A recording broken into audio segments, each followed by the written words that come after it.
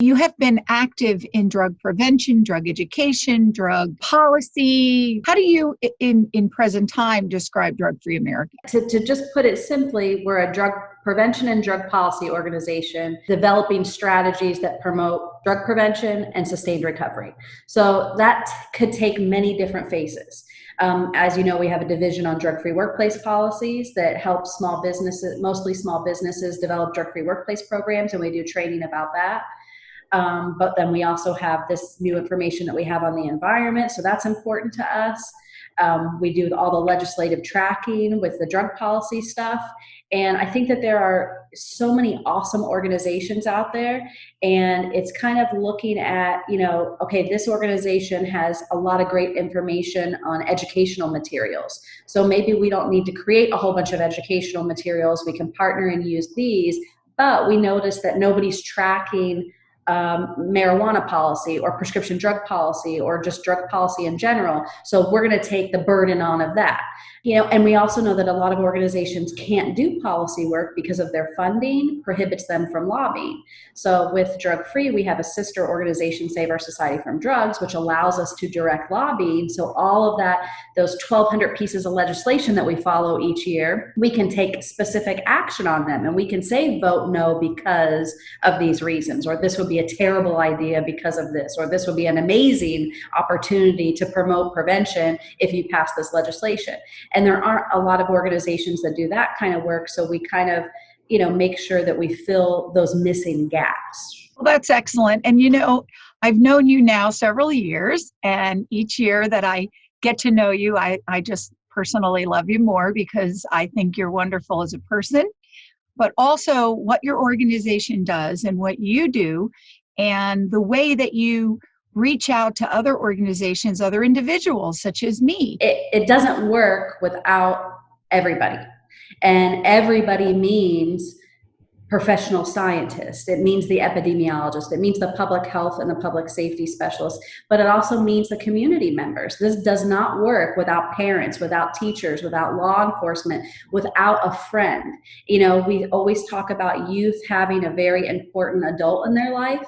And that adult doesn't have to be a parent. It doesn't have to be a teacher. It could be somebody at their community volunteer center. It could be their next door neighbor. So it's information that isn't made for a small group of people. It's information that needs to be distributed out to everybody because everybody can use it in amazing ways. And you're the perfect example of that. I mean, you get these messages out across multimedia things, but also in the most awesome ways that we wouldn't even think about through all of your creative adventures and things that you do. So it's just great having people like you on board with everything. Thank you. Drug-Free America Foundation does so many things that the regular mom, the teacher, the business professional doesn't think of on a daily basis. I know that in tracking legislation, this is a significant thing because as we wake up in the morning and make our coffee and get our kids ready to school,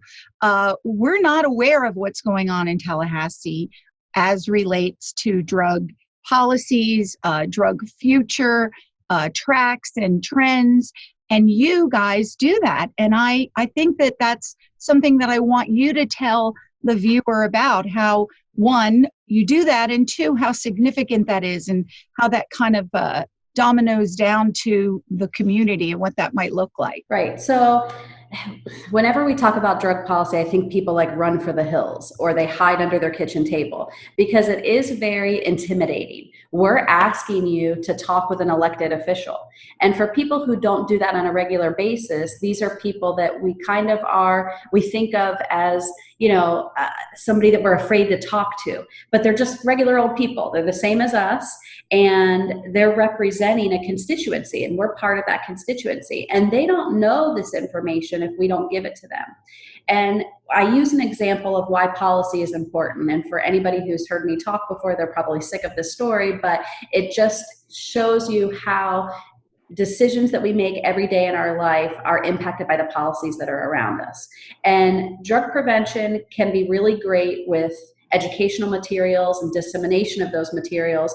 But if we're not working on policies that talk about how our environment around us is affected by drugs, then we don't make any headway. So for example, there's a whole bunch of policies every day that we all use without even thinking about. The first thing you do when you get in your car is you put on your seatbelt. And why do you do that? Because there's a policy that says click it or ticket. You know, one, you want to save your life if you're in an accident, and two, you don't want to get a ticket and have to pay money for not having your seatbelt on. That's a policy that was put in place to protect the public safety of the constituents in an area. In this case, everywhere. But the story that I often tell is when I went to college many moons ago, I went to St. Pete College, and back then it was a junior college, and this was in the mid-90s, and there weren't the smoke-free policies that we have now on college campus. So I was never a smoker. I never smoked cigarettes. But when I got to college the first day, I walked onto campus and I saw that people were smoking. And I was like, oh, this is so different from high school. There's people that are walking around. They look so cool with their cigarettes. And even though this wasn't something that I would have ever done because I just wasn't a smoker, the next day on my way to school, I pulled up at 7-Eleven. I bought a pack of Camel Special Lights, and I walked onto campus and I lit up a cigarette and I started smoking just because I could. It was allowed. I was allowed to, and I didn't like it. Thankfully, it just tasted gross in my mouth, and it wasn't something that I caught onto. But I would never have made that decision had it been a smoke-free campus. And so when we talk about putting policies in place, that it isn't just so that it restricts behaviors, it's also so that it prevents behaviors, because that could have been a very unlucky situation for me. I could have taken those first, puffs of a cigarette and I could have became a nicotine addict. It could have been something that, and next thing you know, I'm a pack-a-day smoker, if I would have really liked it. And thankfully I didn't. But it just goes to show you that policies impact the decisions that we make every day in our life.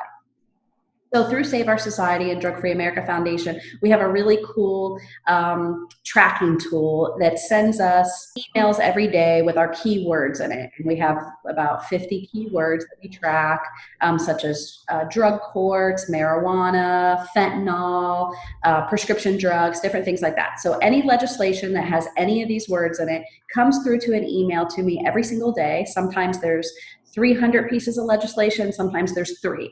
And I quickly sift through by reading the intro paragraph to the legislation to determine, is this really a piece of drug policy legislation, or does it just happen to have one of these words in it? And sometimes it just happens to have a word in it and you delete and move on. But sometimes it's maybe a bill that establishes problem-solving courts in the state of Minnesota. And so that's something that we would support and we would want to track, and we would want to help move this legislation to fruition. So we would track it, and then the system tells me every time the bill starts making progress. It tells me who sponsored the bill. It tells me what committee it's in, so I know who to contact. Then through another system we have, we can set up these advocacy alerts.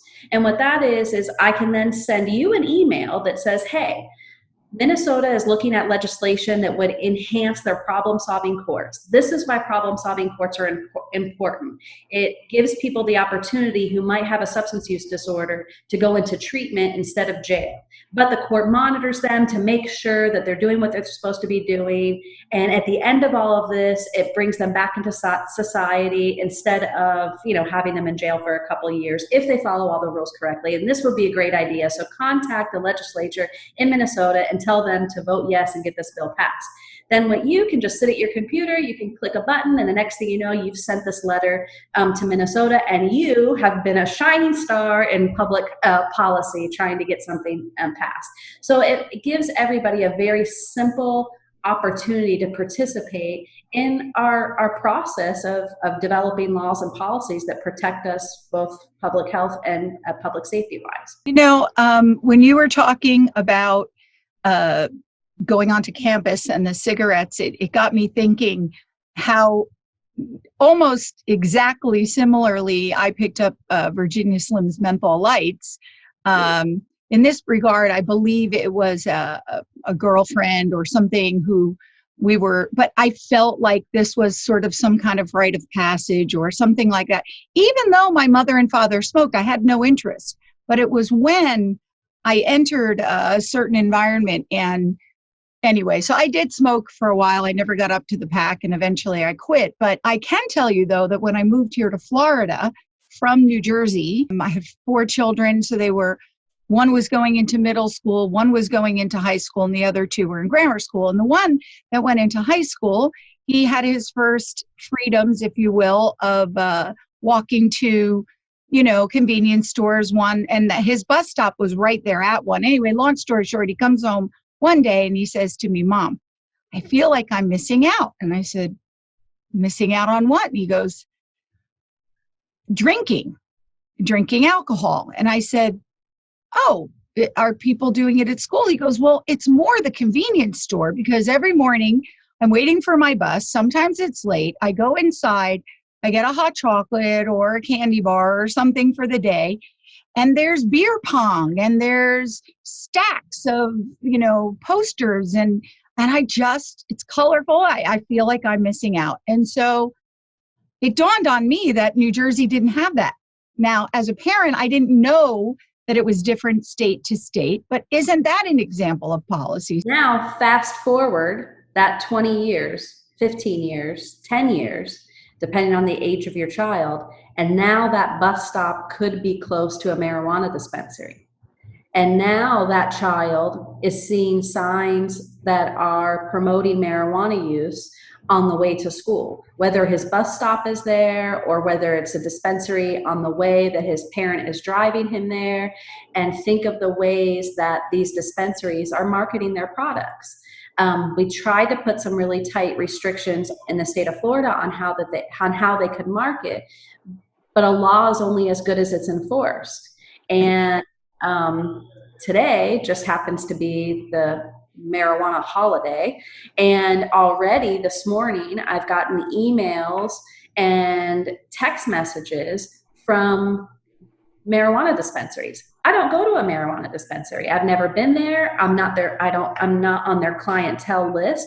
So somehow I'm getting unsolicited ads from these dispensaries about a holiday that you're supposed to smoke your medicine on. So what is that about? And if I'm getting them, are other youth getting them? And then outside the 420 advertisements, you have, different dispensaries using cartoon characters, or you have products that are brightly colored, or soda pops or candy. So you not only have the pressure from the tobacco industries that you still see, in ads, but not as much, because everybody's kind of understood that this isn't a great thing to do. But now you have the vaping, you have the ads from the alcohol industry, and now you have the ads from the marijuana industry. So our youth are being bombarded from every corner of, these things. So imagine your son saying that to you, saying, "I feel like I'm missing out."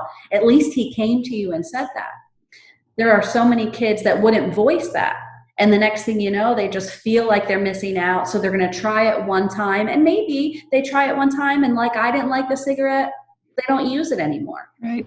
But, and the thing is with laws, of course, we have age restrictions, but we all understand that the clever marketing and the colorful colors and the cartoon characters and putting high THC in gummy bears, I mean, give me a break. This is intended to be appealing to the younger generation, to get them earlier on as a customer. I mean, it's a no-brainer. Absolutely. We know data tells us that 90% of addiction starts in adolescence. So if you're not getting them in adolescence, the chances of them becoming addicted and needing your product later on in life is very slim. So that's why we really talk to parents and say that, this is why it's so important that you talk to your youth. It might be an uncomfortable conversation, but it's a conversation that you have to have, because if you can just get them to not use until they're 18 or 21, the likelihood of them ever having problematic behavior when it comes to tobacco, alcohol, marijuana, or any other drug significantly declines. So it's just so important for that message to youth.